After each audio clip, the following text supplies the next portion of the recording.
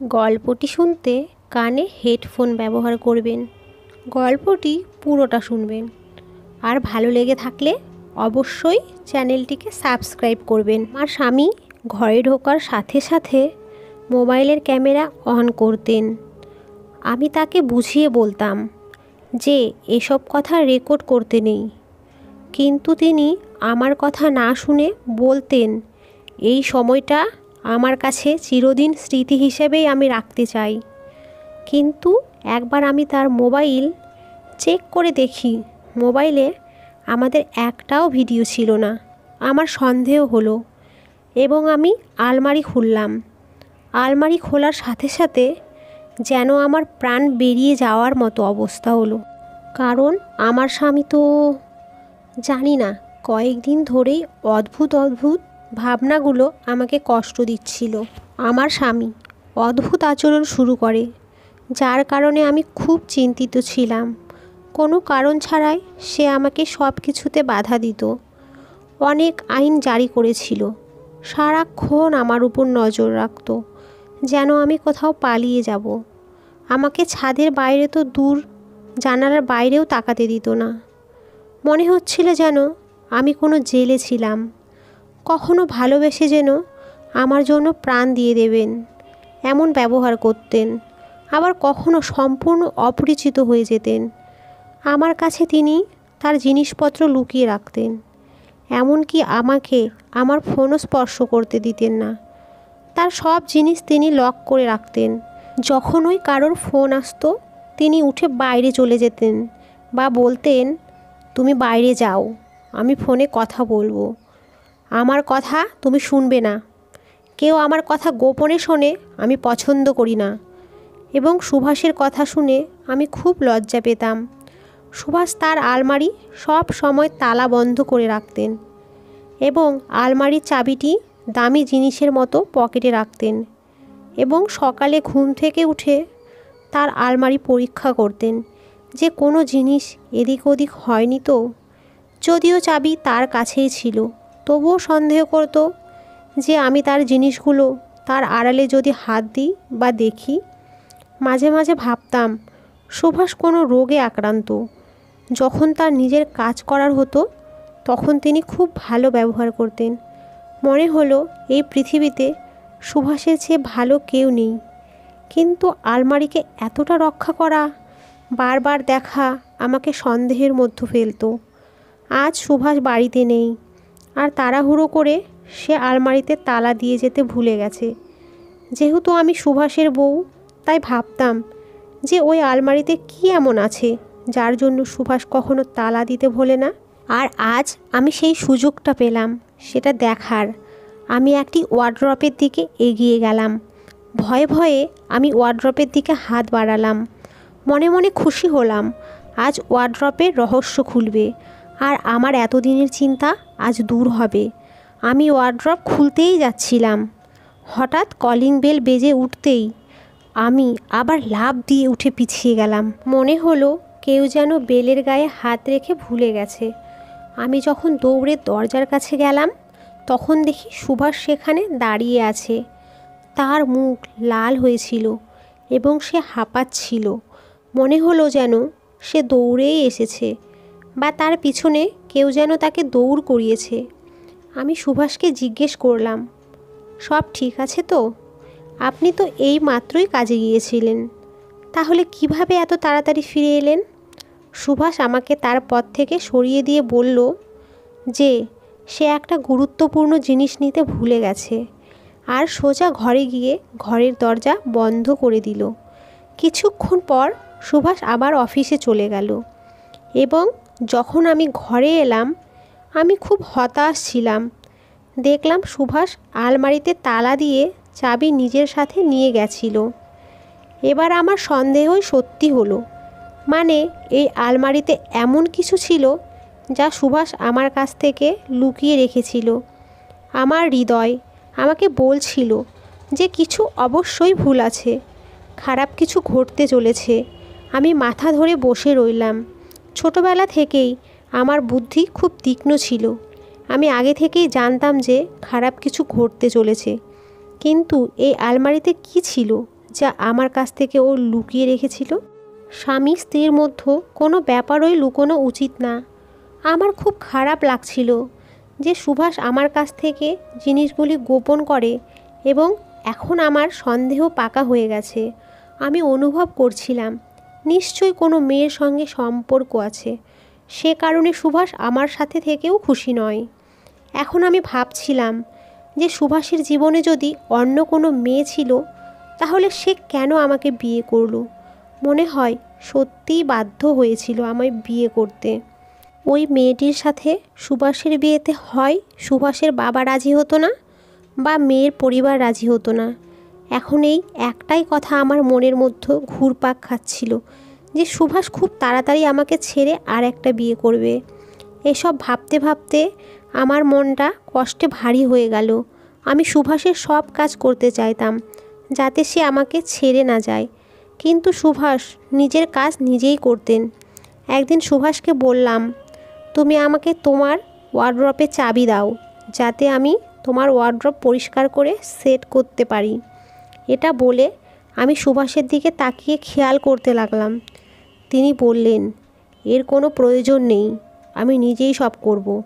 আলমারিতে আমার গুরুত্বপূর্ণ কাগজপত্র আছে, আমি কাউকেই সেগুলো স্পর্শ করতে দিই না। একটা জিনিসও যদি এখানে সেখানে যায় তাহলে সমস্যা হবে। আমি আদর করে বললাম, সুভাষ, তোমার কোনো জিনিসই এখানে ওখানে হবে না গো। একবারে তুমি আমার কথা বোঝো না? সুভাষ আমাকে রেগে গিয়ে বলল। আর আমি চুপ হয়ে গেলাম। তখন সুভাষ মুখ ঘুরিয়ে নিল। এর মানে বুঝলাম যে সে কথা বলার মুডে ছিল না। আমি দরিদ্র পরিবারের সন্তান ছিলাম, আমি সুন্দর এবং শিক্ষিত ছিলাম। বাবার পণ দেওয়ার ক্ষমতা না থাকায় গরিব হওয়ার কারণে কখনো ভালো সম্পর্ক আসেনি। তারপর একদিন হঠাৎ করে সুভাষ ও তার বাবা আমাদের বাড়িতে এসে আমার সম্পর্কের কথা বলে এবং পণ নিতে অস্বীকার করে। এক সপ্তাহের মধ্যে সুভাষের সঙ্গে আমার বিয়ে হয়ে গেল। আমি খুব খুশি হয়েছিলাম যে আমার ভাগ্য খুলেছে যেন, এবং বসে বসেই এত ভালো সম্পর্ক পেয়ে গিয়েছিলাম। কিন্তু ভাগ্য আমার জন্য অন্য কিছু রেখেছিল। আগামী দিনে আমার সাথে কী ঘটতে চলেছে তা আমি জানতাম না। আমি বধূ সেজে বসেছিলাম। আমার স্বামী ঘরে এলো এবং আমার সাথে সাথে মোবাইলের ক্যামেরা অন করে আমার কাছাকাছি চলে এলো। আমি খুব অবাক হলাম এবং আমার অস্বস্তি হচ্ছিল। আমি ভয়ে ভয়ে সুভাষকে বললাম, তুমি আগে তো ক্যামেরা বন্ধ করো। সুভাষ বলল, এই সুন্দর মুহূর্তগুলো আমি ক্যামেরায় বন্দি করতে চাই, এই স্মৃতিগুলো আমি রাখতে চাই। মোবাইলের ক্যামেরা চালু থাকায় আমার সমস্ত সুখ যেন নষ্ট হয়ে গেল, এবং আমার মনে হলো তৃতীয় চোখ আমাকে এই অবস্থায় দেখছে, যেন একজন মানুষ আমাকে দেখছে, মোবাইলের ক্যামেরা নয়। এটা আমাকে অনেক কষ্ট দিয়েছিল। কিন্তু একটা মাত্র রাত পেরিয়েছিল আমার বিয়ে হওয়ার। নতুন কনে ছিলাম আমি, তাই কিছু বলতেও পারলাম না। জানি না সুভাষের খারাপ লাগতো কি না। আমি ভেবেছিলাম যে সুভাষকে পরে বুঝিয়ে বলবো যে তার এটা করা ঠিক হচ্ছে না। তারপর আমি বলেছিলাম, কিন্তু সুভাষ আমার কথা শোনেনি। তারপর এটা যেন প্রতিদিনেরই রুটিন হয়ে গেল। ঘরে ঢোকার সাথে সাথেই সে ক্যামেরা অন করত, আর আমি লজ্জায় মাথা নিচু করতাম। হয়তো আমার জায়গায় অন্য কোনো মেয়ে থাকলেও স্বামীর সুখের জন্য সবই করত, কিন্তু আমি এই ধরনের মেয়ে ছিলাম না। আমি প্রথম থেকেই লাজুক টাইপের মেয়ে ছিলাম। ঘরের ভিতরে এই অবস্থা ছিল, এবং আমি যখন ঘর থেকে বের হলাম তখন আমার শ্বশুর আমার দিকে অদ্ভুত চোখে উপর থেকে নিচ পর্যন্ত তাকাতেন, এবং আমি বিরক্ত হয়ে যেতাম। শ্বশুরের আমার দিকে তাকিয়ে থাকা আমার ভালো লাগেনি। মেয়ে হয়ে ওর নোংরা চোখে লুকিয়ে থাকা ইচ্ছেগুলো আমি পড়েছি। আমি শ্বশুরের সামনে একটা বড় চাদরে নিজেকে লুকিয়ে রাখতাম যাতে তার নোংরা চোখ আমার দিকে না পড়ে।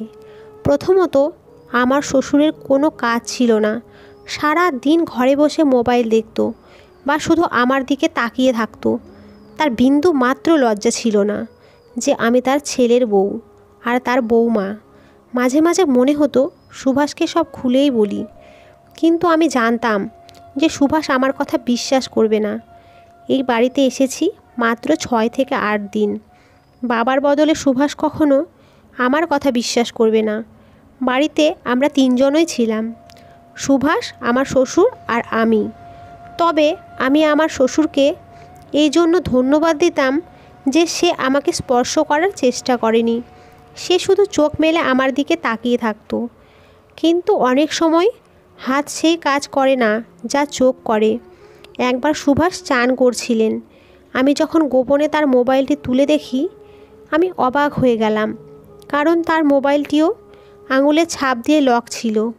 এবং সুভাষ চলে যাওয়ার আগে আমি তার মোবাইলটি যেমন ছিল তেমনি রেখে দিলাম এবং সারাদিন মনে মনে একই কথা ভাবতে থাকি যে তার আলমারিটিও তালাবন্ধ, ফোনটাও লক, এমনকি তারা আমাকে কোথাও যেতেও দেয় না। কী যে ব্যাপার কিছুই বুঝতাম না। আমার বিয়ে হয়েছে মাসখানেক আগে। এই 1 মাসে এমন একটি দিনও ছিল না যেদিন আমি কোনোভাবেই খুশি হতে পেরেছি। আমি যখনই আমার বাবার বাড়িতে যেতে চাইতাম তখনই আমার স্বামী আমাকে বাধা দিতেন এবং আমি আমার বাবা মায়ের জন্য খুব দুঃখ বোধ করতাম। আমি আমার মা, বাবা, বোন এবং ভাইকে অনেক মিস করতাম। এই প্রথম আমি এতদিন আমার আপন লোকেদের থেকে, মানে মা বাবার থেকে দূরে ছিলাম। এবং দ্বিতীয়ত, সুভাষের মোবাইলে আমাদের ভিডিওগুলি আমাকে খুব চিন্তায় রাখতো। কেউ যদি ভিডিওগুলো দেখে ফেলে তাহলে তারা আমাকে নিয়ে কী ভাববে জানি না। এই নিয়ে এতটাই চিন্তিত ছিলাম যে এক রাতে ঘুমাতেই পারছিলাম না। সারা রাত কেটে গেল আমার এপাশ আর ওপাশ করে। সুভাষ তাড়াতাড়ি ঘুমিয়ে পড়েছিল। তখনই আমি আস্তে করে সুভাষের মোবাইলটা নিলাম এবং ভয়ে ভয়ে সুভাষের আঙুল মোবাইলে রাখলাম এবং মোবাইলের লক খুলে দিলাম। মোবাইলটা নিয়ে অন্যদিকে ঘুরে কম্বলে মাথা ঢেকে আরামে মোবাইলটা ঘাঁটতে লাগলাম। আমার হৃদয় জোরে জোরে কাঁপছিল। মনে হচ্ছিল হাড় ভেঙে যেন হৃৎপিণ্ড বেরিয়ে আসবে। সুভাষ চোখ খুলে আমার হাতে তার মোবাইল দেখলে সে খুব রেগে যাবে, এমনকি আমাকে বাড়ি থেকে বের করে দেবে, কারণ সে তার জিনিস নিয়ে খুব খুঁতখুঁতে ছিল। সব মোবাইল সার্চ করার পরে জোরে ধাক্কা পেলাম। সেখানে আমার আর সুভাষের একটাও ভিডিও ছিল না, যদিও ও রোজ ভিডিও করত। আমি মোবাইল বন্ধ করে সুভাষের মাথার কাছে রেখে চিন্তার সাগরে ডুবে গেলাম। কিন্তু সুভাষ তো বলেছিল যে সে ভিডিও করছে, নাকি সে পরীক্ষা করছিল? সে তো কোনো ভিডিও তৈরিই করেনি। সে হয়তো আমাকে পরীক্ষা করার জন্য এটা করেছে। এরকমই অনেক প্রশ্ন আমার মনে ঘুরপাক খাচ্ছিল। এখন বুঝলাম, সুভাষ যখন বাড়িতে থাকতো না এবং আমি যখনই কোনো কাজে শ্বশুরের সামনে দিয়ে যেতাম, সে তার মোবাইলে কিছু একটা দেখে আমার দিকে তাকিয়ে বলতো, বাহ কি ভিডিও, দেখে মজা এসে গেল। আর আমি মনে মনে লজ্জায় মাটিতে তলিয়ে যেতাম, যেন শ্বশুর আমারই ভিডিও দেখছে এবং আমার সম্পর্কেই কথা বলছে। তারপরে নিজের চিন্তা ভাবনাকে ভুল প্রলাপ হিসেবে ভাবতাম আর নিজেই সেগুলো অস্বীকারও করতাম। শ্বশুরের এরকম ব্যবহার আমার মোটেও পছন্দ হয়নি। সুভাষ কাজ থেকে ফিরে না আসা পর্যন্ত বেশিরভাগ সময় আমি ঘরেই কাটাতাম। এটা আমার জন্য একটি কঠিন সময় ছিল। যখন সুভাষ বাবার সঙ্গে লুকিয়ে কথা বলতো, দুজনেই আমাকে দেখে চুপ হয়ে যেত বা কোড ওয়ার্ডে কথা বলতো। দুজনেই আমাকে সরল মনে করত, যেন আমি তাদের কথা বুঝতেই পারছি না। কিন্তু আমি ছিলাম শিক্ষিত মেয়ে। আমি কিছু কিছু বুঝতাম এবং কিছু শব্দ আমার কানে পড়তো, তাই আমি সারা দিন সেগুলি নিয়েই ভাবতাম।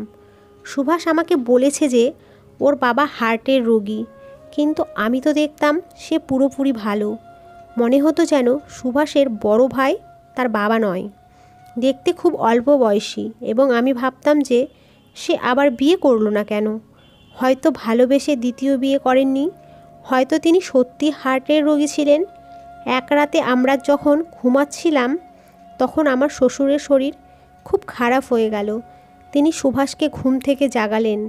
আমার শ্বশুর কষ্ট পেয়ে নিজের বুকে হাত ঘষছিলেন। তার অবস্থা খুবই খারাপ ছিল। শ্বশুরমশাই বারবার সুভাষকে বলছিলেন, আমাকে ডাক্তারের কাছে নিয়ে চলো। আর সুভাষও ভয় পেয়ে গাড়ির চাবি নিয়ে বাবাকে ধরে ধরে বাইরে এসে দরজাটা ভিতর থেকে আটকে দিতে বললেন। একটা জিনিস খেয়াল করলাম, সুভাষ আর আমার শ্বশুরবাড়িতে আমাকে কখনো একা রেখে যেত না। দুজনের একজন অবশ্যই বাড়িতে থাকতেন। কখনো দুজনে বাধ্য হয়ে বাসা থেকে বের হলে বাইরে থেকে দরজা লাগিয়ে দিত আর আমাকে বলতো, তুমি বাসায় একা, তাই বাইরে থেকে তালা দিয়েছি। এই জিনিসটা মোটেই আমার ভালো লাগতো না, কিন্তু আমি চুপচাপ থাকতাম, কারণ আমি তর্ক করতে পছন্দই করতাম না। আমাদের নতুন নতুন বিয়ে হয়েছিল তখন, এবং আমাকে অনেক জায়গায় চুপ থাকতে হয়েছিল। এদিকে আমার শ্বশুরের স্বাস্থ্যের এত অবনতি হয়েছিল যে মনে হচ্ছিল তিনি মারা যাবেন। তার গায়ের রং সম্পূর্ণ সাদা হয়ে গেছিল। এর আগে কখনো তার স্বাস্থ্যের এত অবনতি ঘটেনি। সত্যি কথা বলতে কি, আমার শ্বশুরের অসুস্থতা নিয়ে আমি মোটেও চিন্তিত ছিলাম না, এবং আমি তার জন্য দুঃখিতও না। হয়তো তিনি করুণা পাওয়ার যোগ্যও ছিলেন না। আমি ওটাই ভাবতে লাগলাম যে হঠাৎ মনে পড়ল সুভাষ নিশ্চয়ই ইমার্জেন্সিতে চাবি নেয়নি। আমি দরজা বন্ধ করে চাবি খুঁজতে দৌড়ে গেলাম। চাবি খুঁজতে খুঁজতে আমার 10 মিনিট কেটে গেল। ক্লান্ত হয়ে বসে পড়লাম। তখনই মনে পড়ল যে বিছানার গদিটা তুলে আমি বসেছিলাম, আমি গদির নিচে চাবি পেয়ে গিয়েছিলাম বলে তাড়াহুড়ো করে আলমারি খুলে প্রায় প্রাণ হারিয়ে ফেলার মতো অবস্থা হলো। আমার স্বামী আমার ধারণার চেয়ে অনেক এগিয়ে ছিল। আমি সেখানে বিশেষ কিছু দেখতে পাইনি এবং আমি হতাশ হয়ে পড়েছিলাম। সেখানে একটি ল্যাপটপ ও কিছু কাগজপত্র পড়েছিল, কিন্তু ল্যাপটপ খুলতেই পায়ের নিচ থেকে মাটি সরে গেল। আমি দ্রুত কিছু ভিডিও এবং ফটো দেখে লজ্জায় চোখ বন্ধ করে ফেললাম।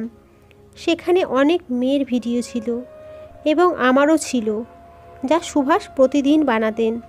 কিন্তু সুভাষ চালাকি করে সেই সব ভিডিওতে নিজের মুখ লুকিয়ে রেখেছে, দেখায়নি। কিন্তু আমি সুভাষকে খুব ভালো করেই চিনতাম। তাদের কাছে অন্যান্য মেয়েদের বিক্রি করার ঠিকানাও ছিল। সে সব থেকে জানা গেল যে সুভাষ এবং তার বাবা একটি খুব বড় গ্যাংয়ের সাথে জড়িয়েছিল, যারা গরিব মেয়েদের বিয়ের নামে বোকা বানিয়েছিল, কারণ সেখানে সুভাষের বিয়ের অনেক কার্ড পড়েছিল। এসব দেখে ভেতরে ভেতরে আমি ভীষণ ভয় পেয়ে গেলাম। আমি একটি বড় ফাঁদে পড়েছি। এখান থেকে বের হওয়া অসম্ভব ছিল। আমি তো ভাবছিলাম যে আমার হৃদয় যেন থেমে যাবে। আমার চোখের সামনে যেন অন্ধকার নেমে এলো। আমি আমার মৃত্যুকে খুব কাছে থেকে দেখছিলাম। সুভাষ যদি জানতে পারে যে আমি তার সম্পর্কে জেনে গিয়েছি, তাহলে সে আমাকে মেরে ফেলবে, সে আমাকে বাঁচতেও দেবে না। এই ভেবে আমার দম বন্ধ হয়ে আসতে লাগলো। আমার শ্বাস নিতে কষ্ট হচ্ছিল, কিন্তু আমাকে সাহস জোগাড় করতে হয়েছিল। প্রথমে ভেবেছিলাম এসব কিছু ডিলিট করে ফেলবো আর সব নষ্ট করে পালিয়ে যাব, কিন্তু কোথায় যাব? এখন তো আমি সন্দেহ করেছি যে সুভাষ নিশ্চয়ই বাড়িতে গোপন ক্যামেরা লাগিয়েছে, যাতে সে আমার সব কিছু খুঁজে বের করতে পারে। এসব ভাবতে ভাবতে আমার অবস্থা আরও খারাপ হয়ে গেল। তখন ভাবলাম, যা হওয়ার তা তো হয়েছেই। সুভাষের ক্যামেরা লাগানো থাকলেও আমি কিছুই করতে পারিনি। তখন ভাবলাম, এসব কি আমার মনের ভুল? তারপরে আমার মাথা দ্রুত কাজ করতে শুরু করে এবং আমি সব কিছু আগের মতো ঠিক করে রেখে দিলাম। যেমন আগে পড়েছিল ঠিক তেমনই। আর আলমারিতে তালা দিয়ে চাবিটা আবার সেই জায়গাতেই রেখে দিলাম। আমি যদি পালিয়ে যেতাম, সুভাষের গোপন কথা কখনোই প্রকাশ হতো না, এবং সে আমার পরিবারের সদস্যদেরও ক্ষতি করার চেষ্টা করত।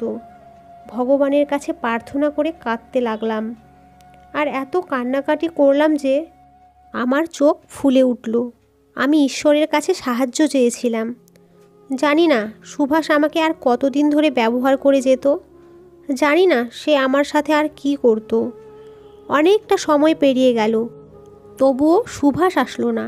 এর মানে সুভাষের বাবার স্বাস্থ্য সত্যিই খুব খারাপ হয়েছে, নইলে সুভাষ নিশ্চয়ই ফিরে এসে আলমারির চাবি নিয়ে যেত।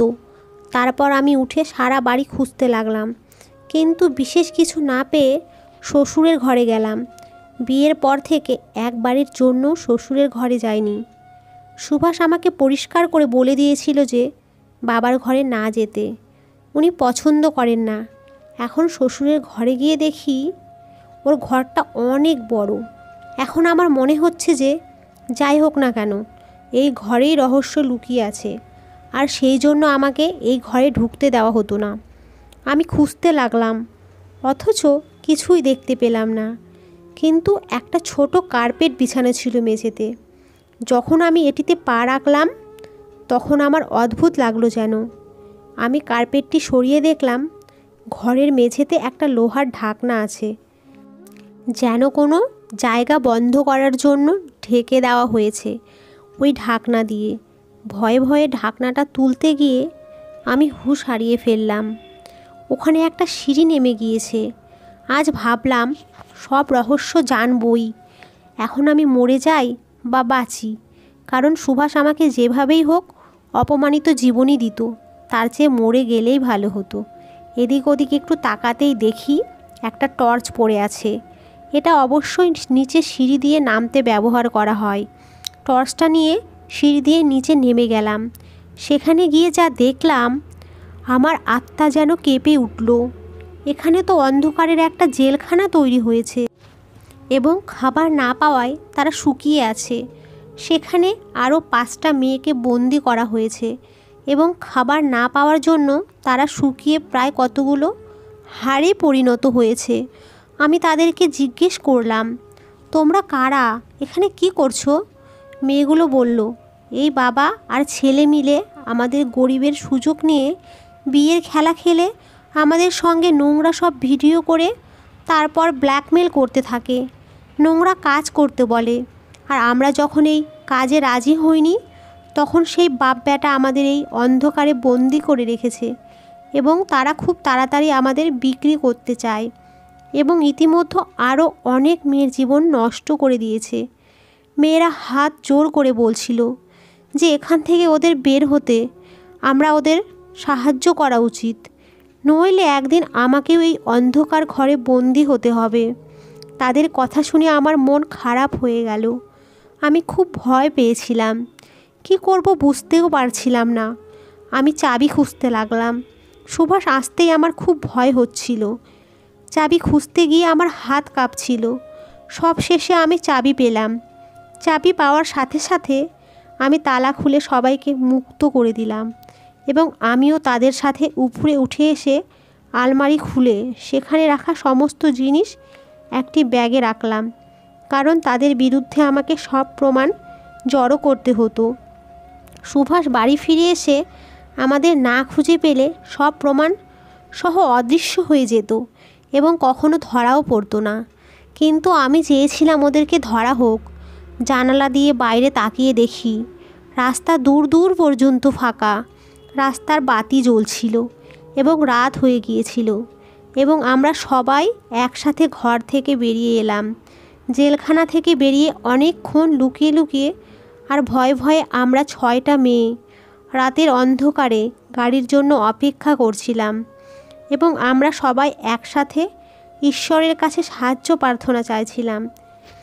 এবং অবশেষে যখন আমরা একটি ট্যাক্সি দেখলাম, আমাদের যেন জীবন ফিরে এলো, কারণ মেয়েগুলো খুব দুর্বল হয়ে পড়েছিল এবং ঠিকমতো হাঁটতেও পারছিল না। সেখান থেকে ট্যাক্সি নিয়ে সরাসরি আমরা থানায় এলাম।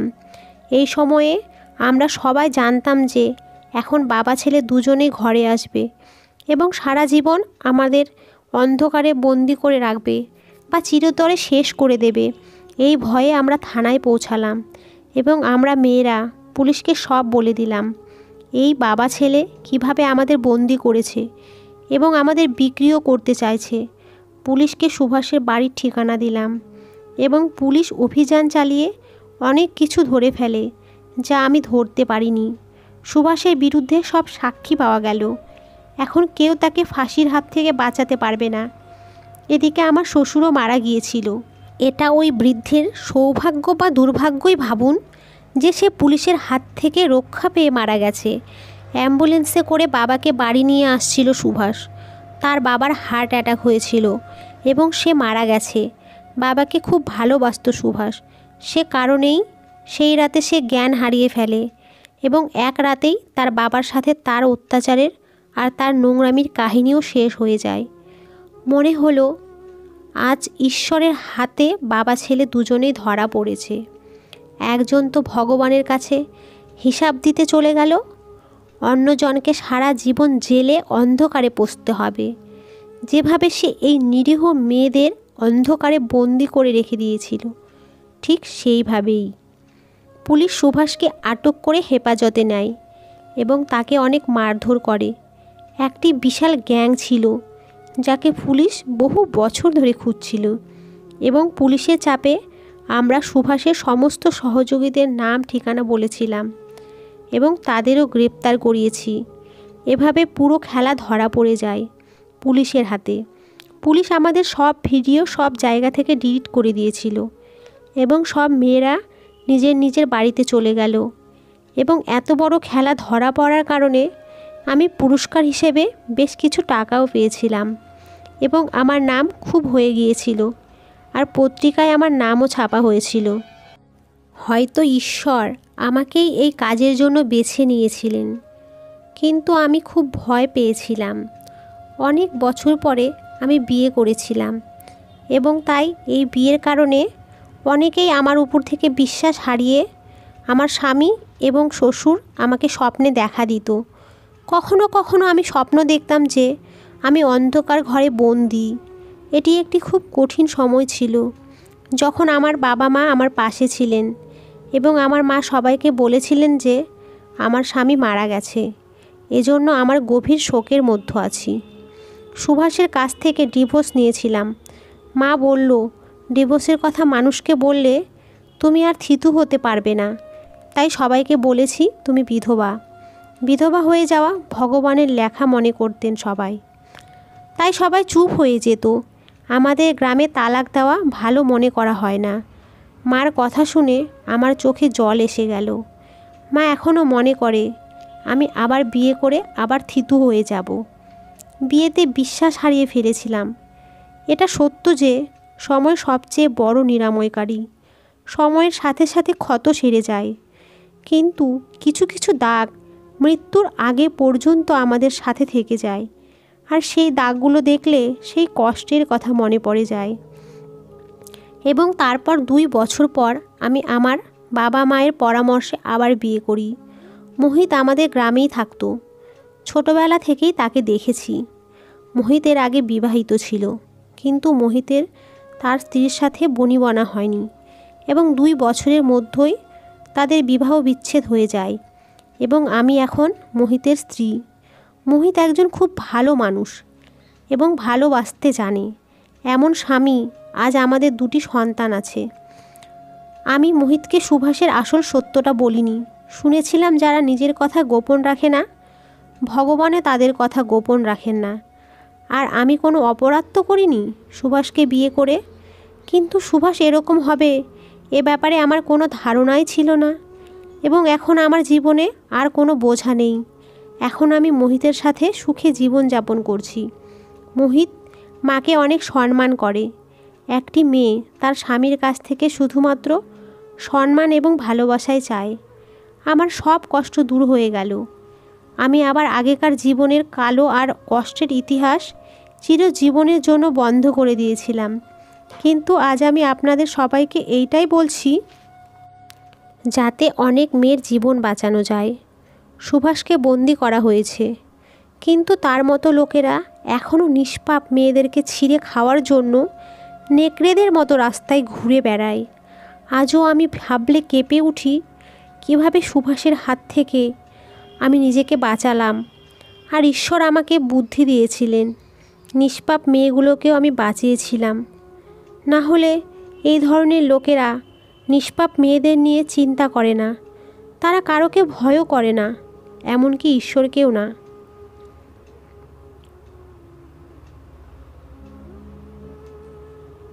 ধন্যবাদ।